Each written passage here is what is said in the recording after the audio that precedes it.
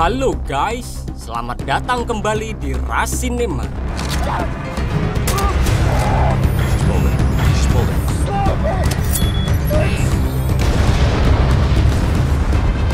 Pada kesempatan kali ini, kita akan membahas sebuah film yang berjudul The Condemned.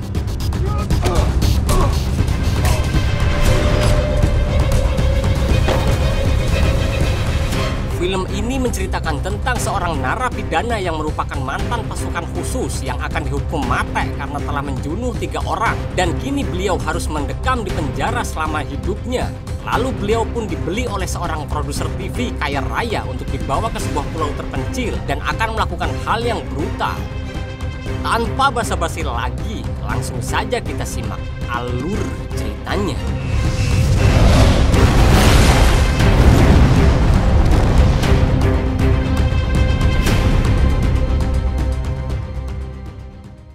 Film diawali dengan diperlihatkannya 2 orang kameramen yang mendatangi sebuah penjara di Belarusia.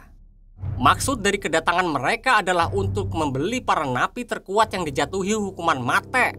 Dan untuk membuktikan kekuatan dari para napi tersebut, mereka sengaja mengadukan para napi yang nantinya akan diambil satu yang terkuat.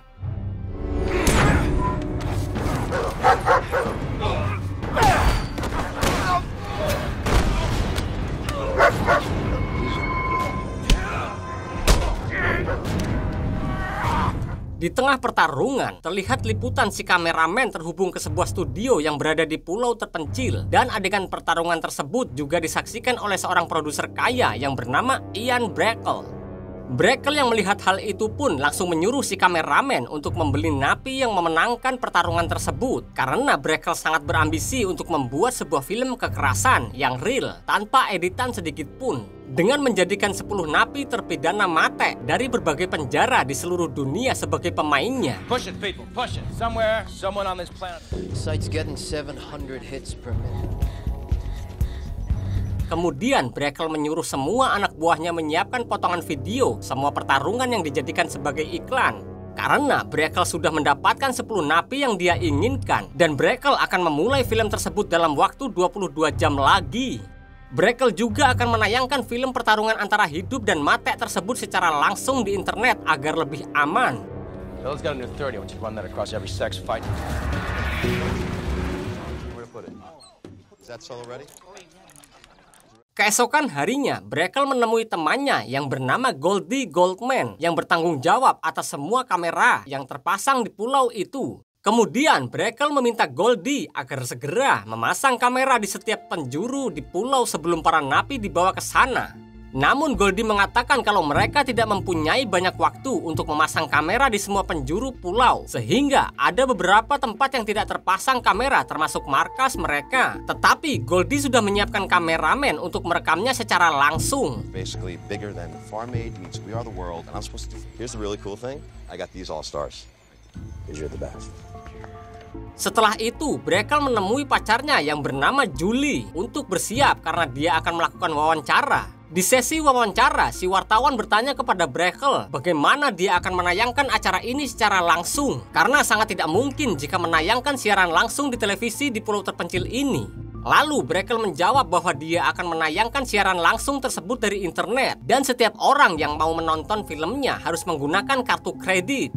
Brackell juga mengatakan bahwa filmnya ini bukanlah film biasa, tetapi sebuah film real yang akan disiarkan secara langsung. Dan mereka akan bertarung sampai mati untuk memperebutkan satu pemenang yang akan mendapatkan kebebasan dan juga uang. Mendengar penjelasan Brackell, seketika si wartawan pun sangat terkejut dikarenakan pastinya film tersebut sangat tidak bermoral dan ilegal. Akan tetapi, Brackell mengatakan bahwa para napi tersebut hanya menunggu waktu untuk dieksekusi mati dan dia memberi kesempatan pada 10 napi untuk hidup. Jadi, dia menganggap semua ini bukanlah sebuah kesalahan. Tidak lama kemudian, Brackell didatangi 2 orang anak buahnya yang memberitahu kalau mereka telah kehilangan 1 napi dari Arab yang mati tertembak. Brackell yang marah pun segera menyuruh semua anak buahnya agar mencari penggantinya supaya semua berjalan sesuai rencana yang telah Brackell susun. Di saat itu juga salah satu anak buahnya memberitahu Brackell bahwa ada satu kru saat ini yang sedang berada di salah satu penjara di Amerika Tengah. Dia telah mendapatkan seorang napi kuat yang berasal dari Arab. Joint in El Salvador. Warden's good to go. Get him online.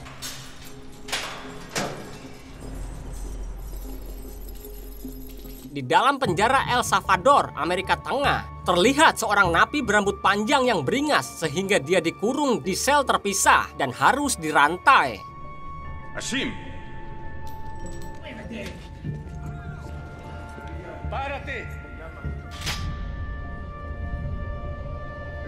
Kemudian mereka pun mengadu napi dari Arab ini dengan 2 orang napi yang dianggap kuat. Salah satunya seorang napi dari Amerika yang bernama Jack Conrad. Dengan sangat mudah, si napi dari Arab ini melumpuhkan napi yang menjadi lawannya hingga terkapar. Dan di saat Jack diminta maju, Jack pun langsung menolaknya karena Jack menganggap kalau dirinya tidak ada masalah dengan napi dari Arab ini. Akan tetapi, tanpa diduga, sipir penjara memberikan kunci rantai pada si napi Arab agar bisa melepaskan rantai di lehernya. Secara mengejutkan, cukup dengan 2 gerakan saja, Jack langsung melumpuhkan si napi Arab ini dengan mudah.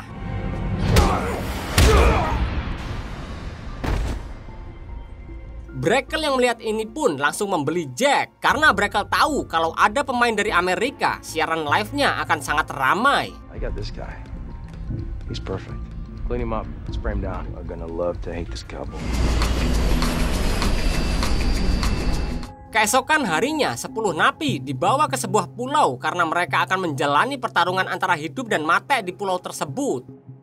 Beberapa jam kemudian, sesampainya mereka di markas Brackle, terlihat wajah 10 napi yang diantaranya Helmut dari Jerman, Dominic dari Italia, Saiga dari Jepang, Creston dari Amerika, Rosa dari Meksiko, Paco dari Meksiko, Yasa dari Ghana, Peter dari Estonia, Jack Conrad dari Amerika, dan yang terakhir yaitu Max Starley dari Inggris. Diketahui Starley adalah anggota pasukan khusus yang divonis hukuman mati akibat kasus membakar sebuah desa, memperasoi 9 wanita, dan memutilasi mereka. Kemudian Brackle menemui Jack untuk menjelaskan kalau mereka akan dibawa ke sebuah pulau terpencil di Pasifik Selatan. Dan di sini diketahui kalau perbedaan waktu Amerika dan Pulau Pasifik Selatan adalah 15 jam, dan pulau tersebut dulunya bekas tempat Perang Dunia Kedua. Di sana mereka dituntut untuk bertarung hidup dan mati. Mereka hanya diberi waktu 30 jam untuk mencari 1 orang pemenang yang akan diberi kebebasan dan juga uang. Akan tetapi, Jack sama sekali tidak tertarik dan tidak mau bertarung. Mendengar hal itu, Brackle pun seketika langsung marah dan berniat untuk memalsukan catatan kejahatan Jack yang tadinya Jack ditahan akibat menjunuh para bandar narkobi dan gangster menjadi tahanan yang ditangkap karena kasus teror Ria yang telah meledakkan sebuah gereja, meledakkan klinik disabilitas, dan telah menjunuh banyak wanita dan juga anak-anak. I'll be streaming the entire event live across the world. Why be the last one left alive? After 30, yeah. Babe, do me a favor. Where he blew up a clinic for retards and handicapped. Blew up a Baptist church, fugitive from the FBI. I don't care. Setelah itu, Brackle menghampiri Rosa dan Paco yang ternyata mereka adalah pasangan suami istri. Kemudian, Brackle menjelaskan bahwa mereka bisa bertarung sebagai tim. Tetapi Brackle juga mengingatkan bahwa tetap hanya ada 1 orang yang akan jadi pemenangnya. You know, you can stick together, fight as a team. The fact of the matter is, only one of you will get off the island alive. Lalu anak buah Brackle yang bernama Baxter menjelaskan kalau di setiap pergelangan kaki para napi telah dipasangi sebuah gelang bom. Dan bom tersebut akan meledak dalam waktu 30 jam atau ada yang menarik pemicunya. Jadi kalau mereka ingin tetap hidup, para napi harus bertarung dan menjadi yang terakhir. Karena peraturannya dijunuh atau menjunuh. It's a very simple game. Kill or die. Setelah itu, Baxter pun mulai mengaktifkan bom tersebut dan membawa mereka ke pulau terpencil dengan menggunakan sebuah helikopter.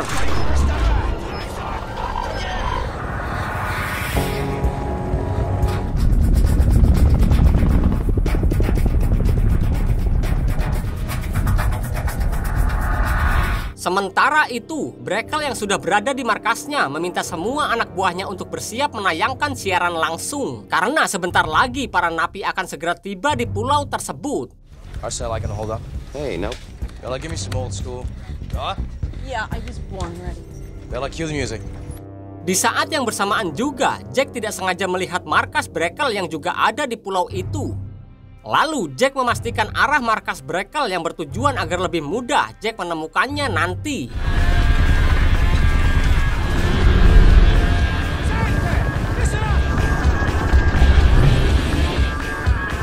Setelah sampai di pulau, para napi mulai dilemparkan dari helikopter dengan sebuah kunci di mulut mereka.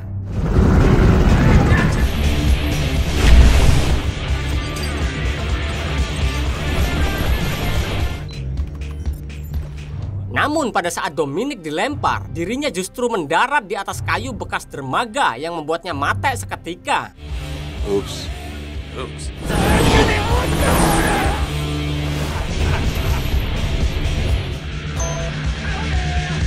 Di saat Baxter meminta Jack untuk membuka mulutnya, Jack menolak dan justru menyerang Baxter sehingga dirinya diturunkan di daratan yang membuat Jack kehilangan kunci borgolnya.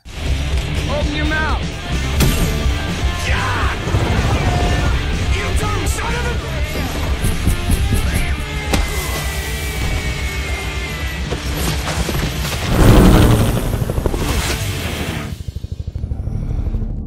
Setelah semua napi melepas borgolnya, terlihat Helmut yang langsung menyerang Yasa dengan membabi buta.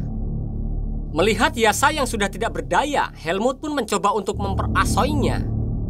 Namun, Yasa mampu membalikan keadaan dengan memanfaatkan kelengahan Helmut dengan menusuk lehernya dan menarik pemicu bom di pergelangan kakinya, sehingga Helmut pun mati dengan cara yang mengenaskan.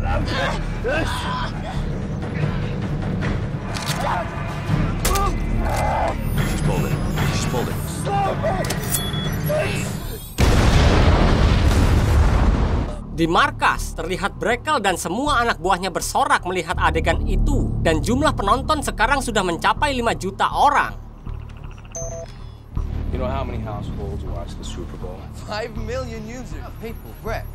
Di waktu yang sama juga, Paco yang terus mengikuti Jack mampu dilumpuhkan dengan mudah oleh Jack. Tapi di situ Paco berkata bahwa dirinya tidak ada niat untuk menjunuh Jack, melainkan dia hanya mencari istrinya yaitu Rosa. Mendengar perkataan Paco, Jack pun langsung melepaskan Paco karena Jack juga tidak punya alasan untuk menjunuh Paco. My Rosa. I'm looking for my wife. Sebelum pergi, Paco memberikan sebuah kunci agar Jack bisa membuka borgolnya, dan hal itu membuat Jack sedikit bersimpati terhadap Paco. Di sisi lain, Creston yang menyadari bahwa ada kamera di dekatnya langsung menghancurkan kamera tersebut. Lalu secara bersamaan datang helikopter yang melemparkan sebuah tas berisi makanan dan pisau di dekat Creston.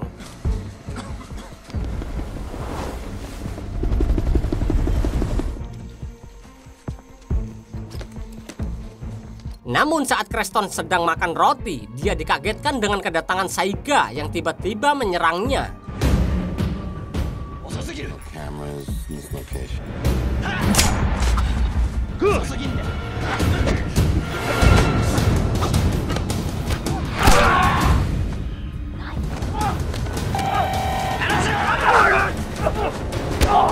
Di situ kemudian Creston justru kabur karena tidak berhasil menjunuh Saiga. Dan di saat Saiga mengejarnya, dia bertemu dengan Starley.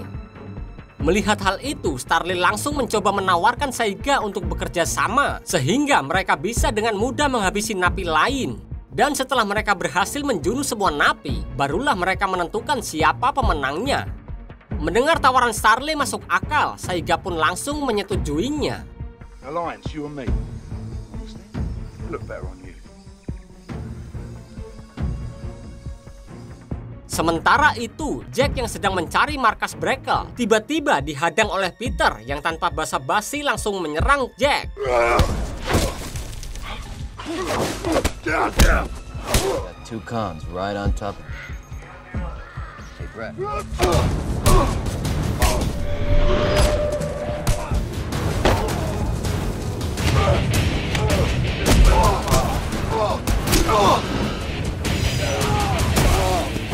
Saat di tengah pertarungan mereka, tanpa disadari pemicu bom Peter terlepas. Jack yang menyadari dan melihat hal itu pun langsung memukul dan menendang Peter ke jurang.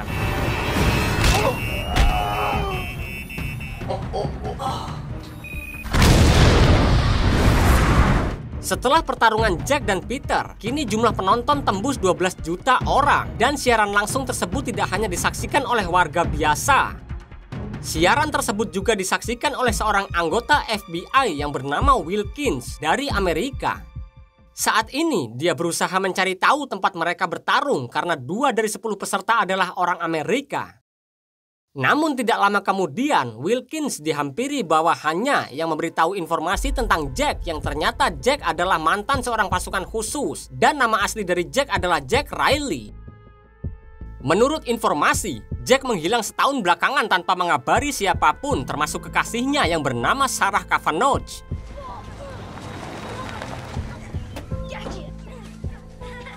Off your brother. Kemudian, Wilkins menghubungi Sarah untuk memberitahu tentang keberadaan Jack saat ini.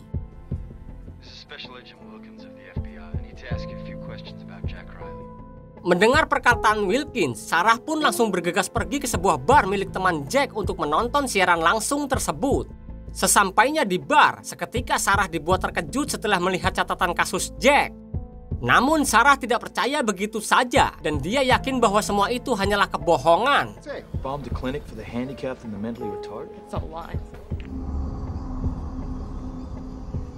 Kembali ke pulau yang memperlihatkan akhirnya Paco berhasil menemukan sang istri. Di saat mereka akan melepas rindu dengan bercumbu mesra, tiba-tiba Paco dan Rosa dikagetkan oleh kedatangan Starly dan langsung menyerang mereka.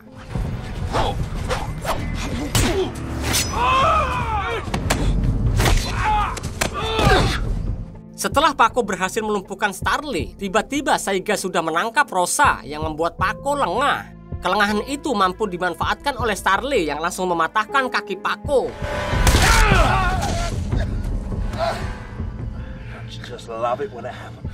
Kemudian dia memborgol Paco di sebuah pohon dan berniat akan memperasoi Rosa di depan suaminya sendiri.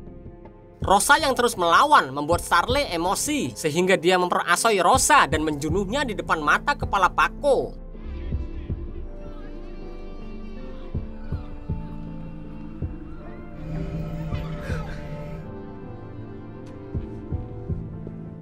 Setelah ledakan terjadi, tiba-tiba Paco sudah tidak terlihat di tempat itu. He won't get far. Di lain sisi, terlihat Brackle dan semua anak buahnya seketika terdiam setelah melihat adegan tersebut. Lalu, Julie meminta Brackle untuk menghentikan semua ini karena menurutnya ini sungguh tidak manusiawi. Akan tetapi, Brackle mengatakan kalau mereka menghentikan semua ini, sama saja mereka dihukum mati. Jadi, Brackle merasa lebih manusiawi karena memberi mereka sebuah kesempatan berjuang untuk kebebasan. Walaupun Brackle sendiri melakukan semua ini demi memenuhi ambisinya dan tentunya juga demi uang. Pure reality. It is your doing. Di malam harinya, Jack tidak sengaja menemukan Paco dengan keadaan sangat terpukul dan putus asa, sehingga Jack bertanya apa yang telah terjadi. Lalu, Paco pun menceritakan semuanya kepada Jack dan meminta Jack untuk membantunya untuk membalaskan dendam terhadap Saiga dan Starly. Akan tetapi Jack menolak permintaan Paco itu. Namun Jack mengatakan bahwa dirinya akan berusaha melindungi Paco. My knee is broke. I'll help you stay alive. Sementara itu terlihat Yasa yang menyerang Creston dan di situ Creston mampu dengan mudah melumpuhkan Yasa. Kemudian Creston pun mengajak Yasa untuk bekerja sama untuk menghabisi napi lain dan melepas bom di kaki para napi. Mendengar tawaran tersebut, Yasa pun akhirnya menyetujuinya.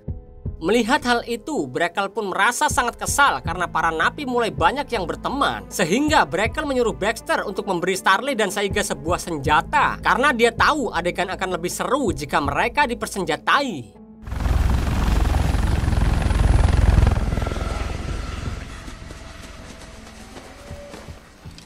We've got everything but the kitchen. Take that. I think that's got my name on it. Di waktu yang sama, Jack membawa Paco ke tempat yang lebih aman. Di situ, lalu Jack menemukan sebuah benda berbentuk persegi yang bisa menutupi GPS yang ada di pergelangan kakinya. Semua itu agar Jack bisa bergerak bebas tanpa dilacak, karena Jack berniat akan memasuki markas Brackle untuk mencari bantuan. Lalu Jack memberi Paco sebuah pisau yang ditemukan di tempat itu, karena Jack akan pergi sebentar meninggalkan Paco.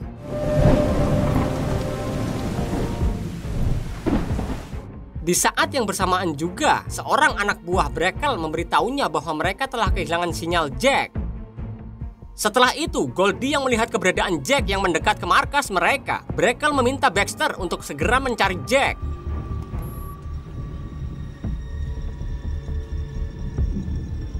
Sementara itu, di lain tempat, di Amerika, terlihat atasan Jack menyuruh Wilkins agar berhenti menyelidiki dan menggali informasi tentang Jack karena informasi Jack sangat dirahasiakan oleh negara. Kemudian, dia memberitahu Wilkins bahwa Jack sudah menjadi pasukan khusus selama 14 tahun. Namun setelah Jack pensiun, para pejabat dan para petinggi tetap menghubungi Jack untuk melaksanakan operasi hitam setahun yang lalu, yang dimana Jack ditugaskan untuk menghancurkan tanaman narkotiko yang nantinya akan digunakan untuk mendanai para musuh. Waktu itu Jack melakukan tugasnya dengan sangat baik dan berhasil menjunuh semua para kartel narkobi. Namun sayangnya Jack tertangkap dan dijatuhi hukuman mati. Sementara pemerintah tidak bisa membantu Jack karena itu adalah misi sangat rahasia untuk politik perang. Sehingga sampai saat ini pun pemerintah masih tidak bisa menyelamatkan Jack.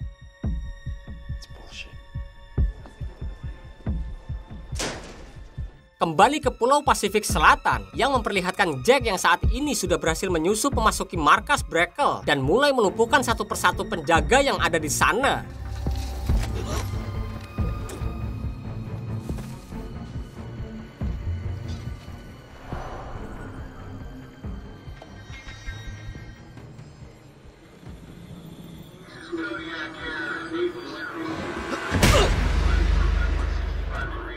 Jack yang menemukan sebuah telepon radio pun langsung menghubungi Sarah untuk meminta maaf. Namun Sarah sedikit kesal karena selama setahun Jack menghilang tanpa kabar. Dan Sarah baru mengetahui keberadaan Jack setelah dihubungi oleh agen FBI. Mendengar penjelasan Sarah yang dihubungi oleh agen FBI, Jack pun langsung memberitahu Sarah titik koordinat dirinya saat ini. Lalu Jack mencoba meyakinkan Sarah dan mengungkapkan kalau dia sangat mencintainya dan akan menceritakan semuanya setelah dia berhasil pulang ke rumah. I need you back here with me. Di saat yang bersamaan, Baxter dan Brackle telah mengetahui keberadaan Jack, sehingga Jack yang menyadari bahwa dirinya dalam bahaya memutuskan untuk kabur meninggalkan tempat tersebut. Stay back.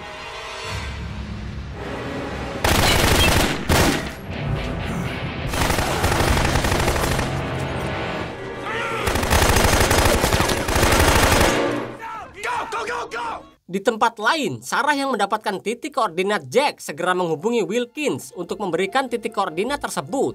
Kemudian Wilkins pun memberikan titik koordinat itu kepada atasan Jack dan mendesak agar segera menyelamatkan Jack karena dia sudah berjasa dan mengorbankan hidupnya untuk negara Amerika. Walaupun Wilkins tahu penyelamatan ini akan membongkar identitas Jack, tetapi apakah negara tidak mau menghargai semua yang telah dilakukan oleh Jack? Setelah mendengar perkataan Wilkins, atasan Jack pun mulai luluh dan akan mengusahakan yang terbaik demi menyelamatkan Jack.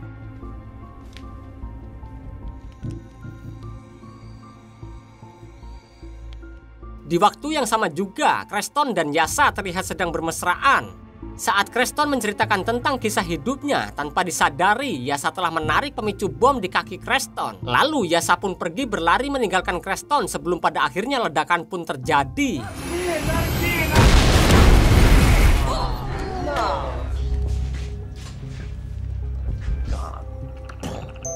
Sementara itu, Paco yang berhasil ditemukan oleh Saiga dan Starley tidak bisa melakukan perlawanan, sehingga mereka terus menghajar Paco terus-menerus. Tidak lama kemudian, Jack pun datang dan meminta mereka agar berhenti menghajar Paco. Akan tetapi, Starley tidak mendengarkan permintaan Jack dan justru menjunuh Paco dengan kujam di depan Jack.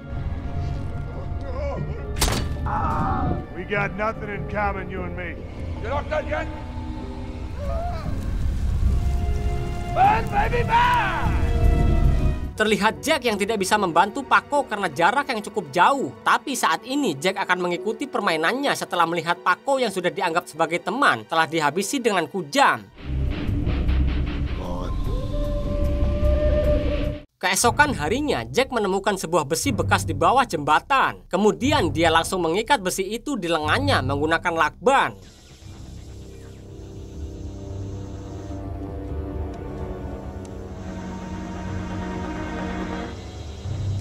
Kemudian Jack langsung menyerang Saiga dan Starly yang ditonton Sarah dan juga teman-temannya.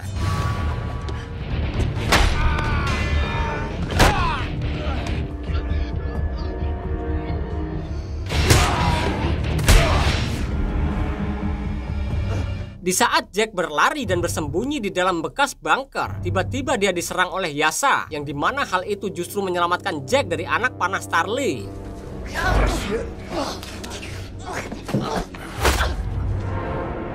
Melihat hal itu, Saiga pun langsung melemparkan bom molotov ke dalam bunker. Untungnya Jack berhasil menemukan jalan keluar rahasia sebelum Yasha meledakkan dirinya sendiri.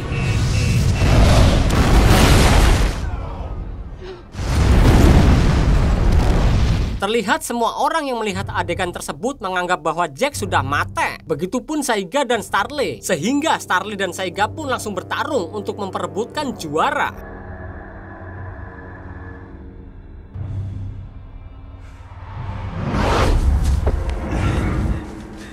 Di tengah pertarungan Saiga dan Starly, semua orang yang menonton siaran langsung itu dibuat terkejut dengan kehadiran Jack. Dan kemudian terjadilah pertarungan antara mereka bertiga. Hey, kid.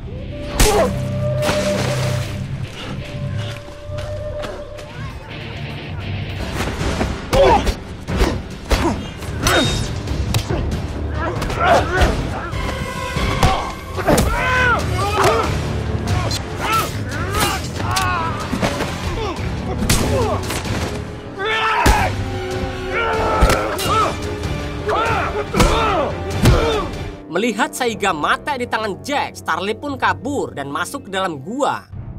Setelah keluar dari dalam gua air terjun itu, lagi-lagi Brackle memberikan Starly senjata yang membuat Jack sedikit kewalahan menghadapinya.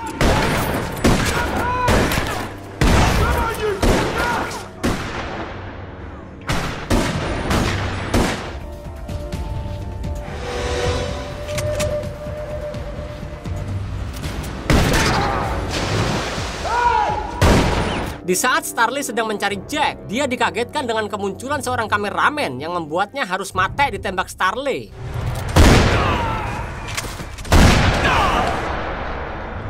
Kemudian saat Starly lengah, Jack kembali muncul dan langsung menghajarnya.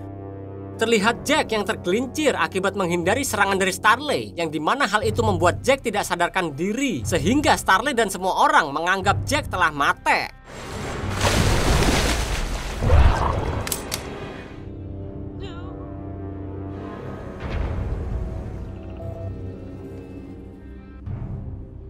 Di tempat lain, atasan Jack memberitahu Wilkins bahwa saat ini mereka telah berhasil menemukan pulaunya dan angkatan laut akan tiba dalam waktu beberapa jam. Sementara itu, Brackle merasa sangat puas karena filmnya telah ditonton lebih dari 40 juta orang dari 171 negara di dunia.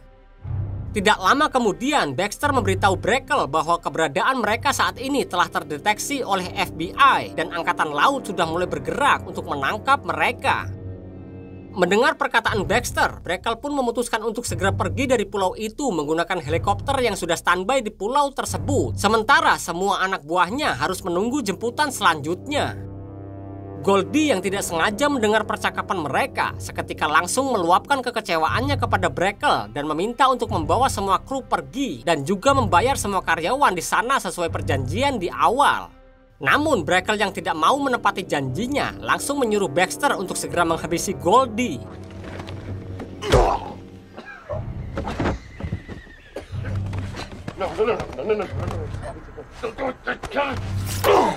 Sesaat kemudian anak buah Brackle datang dan membawa Starly.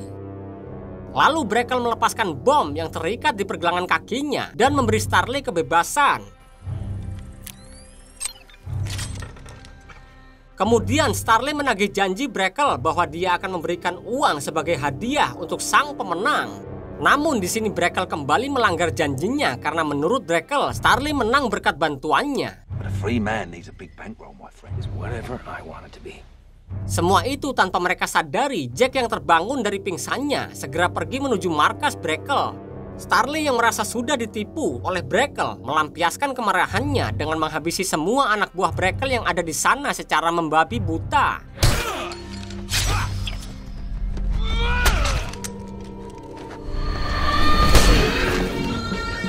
Beberapa menit kemudian, Jack yang sudah sampai di markas Brackle tiba-tiba dihadang oleh Baxter dan juga Brackle.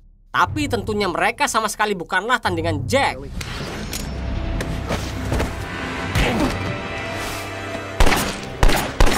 Melihat Baxter mati, Brackle pun langsung melarikan diri.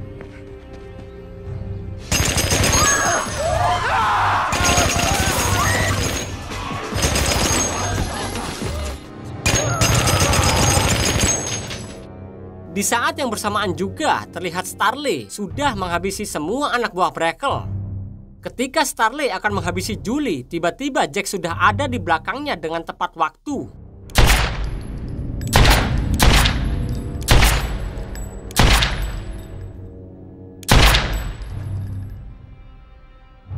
Setelah menghabisi Starley, Jack pun tidak mau membuang-buang waktu. Jack langsung mengejar Brackle yang akan kabur menggunakan helikopter.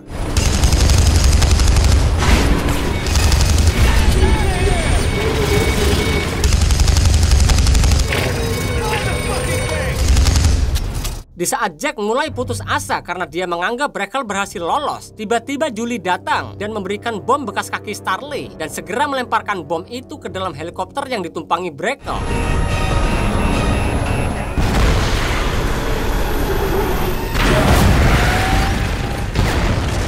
Beberapa waktu setelah itu, Jack kembali pulang dengan selamat dan menemui sang kekasih. Kemudian film pun berakhir.